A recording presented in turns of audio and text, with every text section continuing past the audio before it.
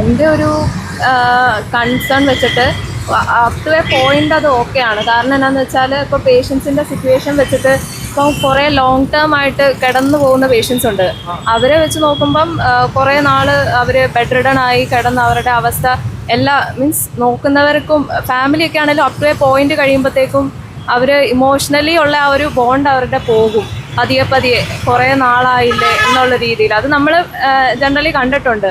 Last എല്ലാവർക്കും ആ ഒരു മടുപ്പ് ഫീലിംഗ് വരും. അത് ഞാൻ നേരിട്ട് കണ്ടിട്ടുണ്ട്. അത് കാരണം ഇപ്പോൾ എന്തെങ്കിലും ഒരു സർജറി ചെയ്യാൻ പോവാണ്, പേഷ്യൻ്റ് രക്ഷപ്പെടാൻ വളരെ ചാൻസ് കുറവാണ് എന്നൊക്കെ ഉണ്ടെന്നുണ്ടെങ്കിൽ നമുക്ക് പേഷ്യൻറ്റിനെയും കൂടെ ഇൻഫോം ചെയ്യാം. എന്നിട്ട് ഇങ്ങനെ ലോങ് ടേം ആയി പോവുകയാണെങ്കിൽ അവരുടെ ഒപ്പീനിയൻ എന്താണ് എന്നെടുത്തിട്ട് ഇങ്ങനെ റെസിസ്റ്റേറ്റ് ചെയ്യണ്ട വേണ്ട എന്നുള്ള കൺസെൻറ്റ് എടുക്കുകയാണെന്നുണ്ടെങ്കിൽ അതായിരിക്കും ആ പേഷ്യൻറ്റിൻ്റെ ഒപ്പീനിയൻ എടുക്കുന്നതായിരിക്കും ബെറ്റർ എന്നാണ് എനിക്ക് തോന്നുന്നത്. ഇപ്പോൾ വന്നേക്കുന്നത് ഇപ്പോൾ നമുക്കിപ്പോൾ ഒരു ക്യാൻസർ പേഷ്യൻ്റ് ആണ്, അയാൾക്ക് ചിലപ്പോൾ ഒരു 2-3 വർഷം ജീവിച്ചിരിക്കത്തേ ഉള്ളൂ, അയാൾക്ക് ക്യൂർ ആവത്തില്ല, പക്ഷേ ഒരുപാട് പെയിൻഫുൾ ആണ്. അങ്ങനത്തെ ഒരു അവസ്ഥ വരുന്ന സാഹചര്യത്തിൽ അയാൾക്ക് വേണമെങ്കിൽ ഇപ്പോൾ ഓപ്റ്റ് ചെയ്യാം ലീഗലാണെങ്കിൽ. അതുപോലെ തന്നെ ഇപ്പോൾ കിടന്നു പോകുന്നു, പാരലൈസ് ആയിട്ട് കിടക്കുന്ന ആൾക്കാർക്ക് ചിലപ്പോൾ 10 വർഷം പാരലൈസ് ആയിട്ട് കിടക്കാനൊക്കെ പറ്റുമായിരിക്കും. പക്ഷേ അയാൾക്ക് ഒരു നോർമൽ ലൈഫ് ഇല്ല. അപ്പോൾ ആ മനുഷ്യനൊന്ന് ഓപ്റ്റ് ചെയ്യാൻ പറ്റും. ഇങ്ങനെ ലീഗലായിട്ട് യുദ്ധനേഷൻ ഉണ്ടെങ്കിൽ ഇപ്പോൾ പുറത്തുള്ള രാജ്യങ്ങളിൽ പലയിടത്തും ഇപ്പോൾ സ്വിറ്റ്സർലൻഡിലൊക്കെ ഇങ്ങനെയൊക്കെ ചെയ്യുന്നുണ്ട്. അത് മെൻ്റൽ ഹെൽത്ത് വീക്ക് ആണെങ്കിൽ പോലും ചെയ്തു കൊടുത്തു. മനസ്സിലായില്ല. ഇപ്പോൾ സൂയിസൈഡിന് ചാൻസ് ഉണ്ട്, സിവിയർ ഡിപ്രഷൻ ആണെങ്കിൽ അവർ അത് ചിലപ്പോൾ ചെയ്തു കൊടുക്കും. ഫിസിക്കൽ ഹെൽത്ത് മാത്രമല്ല അവർ നോക്കിയത്. അപ്പോൾ ഇവിടെ നമുക്ക് ഫിസിക്കൽ ഹെൽത്തിലാണ് ഇപ്പോൾ ഇച്ചിരിയൊക്കെ ഇത് ഉണ്ടായിട്ടുള്ളത്. മെൻ്റൽ ഹെൽത്തിനെ പറ്റി നമുക്കിവിടെ കൺസേൺ ഇല്ലല്ലോ ഈ നാട്ടിൽ. അങ്ങനെ ഒരു സംസാരമില്ല, അത് അറിയത്തോലും ഇല്ല.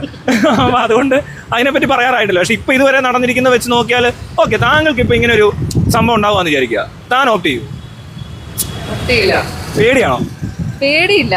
പിന്നെ എന്നാലും ആ ഒരു ഇപ്പം ഞാൻ എൻ്റെ ഏത് ലൈഫ് പോയിന്റിലാണ് എനിക്ക് ആ സിറ്റുവേഷൻ വരുന്നതെന്ന് പറയാൻ പറ്റത്തില്ല. അപ്പം എനിക്കൊരു സർവൈവ് ചെയ്യാൻ ഒരു 0.1 ചാൻസ് ഉണ്ടെങ്കിൽ ഞാൻ അത് ഓപ്റ്റ് ചെയ്യത്തുള്ളൂ. അപ്പോൾ അതാ പറഞ്ഞത്, താനാണെങ്കിൽ ഓപ്റ്റ് ചെയ്യത്തില്ല, തനിക്കതൊരു പ്രശ്നമല്ല. പക്ഷെ ഞാനാണെങ്കിൽ ചെയ്യും. ഞാൻ ചിലപ്പോൾ നേരത്തെ തന്നെ വില്ലൊക്കെ എഴുതി വെക്കും. എനിക്ക് വയ്യാതെ കിടന്നു പോയി അപ്പം തന്നെ എന്നെ ആ മറ്റേ മെഷീനിൽ കയറ്റി വെച്ചിട്ട് പൊട്ടിച്ച് കളഞ്ഞല്ലേ ഇഞ്ചക്ഷൻ തന്ന് മരിക്കാൻ അനുവദിക്കണമെന്നേ പറയത്തുള്ളൂ. മനസ്സിലായി? അങ്ങനെയൊക്കെയുള്ള ആൾക്കാരുണ്ട്.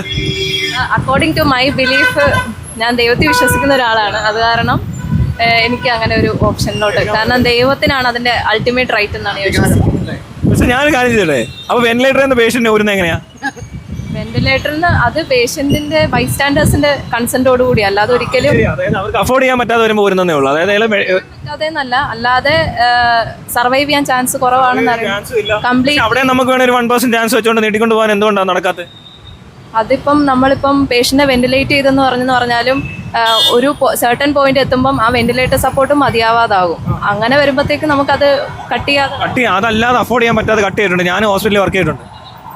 ആ സിറ്റുവേഷൻ ഞാൻ നേരിട്ട് അനുഭവിച്ചിട്ടില്ല. പൈസ ഇല്ലാതെ വരും. അത് കഴിയുമ്പോൾ അവർ പറയും വെന്റിലേറ്റർ ഊരിക്കോ പേഷ്യന്റ് പൊക്കോട്ടെ എന്ന് പറയും. അങ്ങനെ സംഭവിച്ചിട്ടുണ്ട്. അപ്പോൾ അതിന് നമ്മൾ പാസീവ് അല്ല, എന്താ പറയുക, ആക്റ്റീവ് യുത്തനേഷ്യ എന്ന് പറയുന്നത്. ആക്റ്റീവ് അല്ല, സോറി, പാസീവ് യുത്തനേഷ്യ. ഇത് ആക്റ്റീവാണ്. ഇത് ആൾ ജീവിച്ചിരിക്കും, പക്ഷേ അധികം നാൾ ഇങ്ങനെ കിടന്ന് അറിയിക്കണ്ടല്ലോ എന്ന് വെച്ചിട്ട് അത് നല്ലൊരു കാര്യമാണ്. ഡീസന്റ് എത്തുന്ന അവർ പറയുന്നത്. പക്ഷെ എനിക്ക് അതിനോട് ഓപ്റ്റ് ചെയ്യാൻ പറ്റത്തില്ല. വേണം, തന്നോട് ഓപ്റ്റ് ചെയ്യാൻ വന്നിരുന്നു. ഞാൻ എന്താ നിർബന്ധിച്ച പോലെ ഉണ്ടല്ലോ ഇത്. പറഞ്ഞതേ ഉള്ളൂ. Okay, thank you.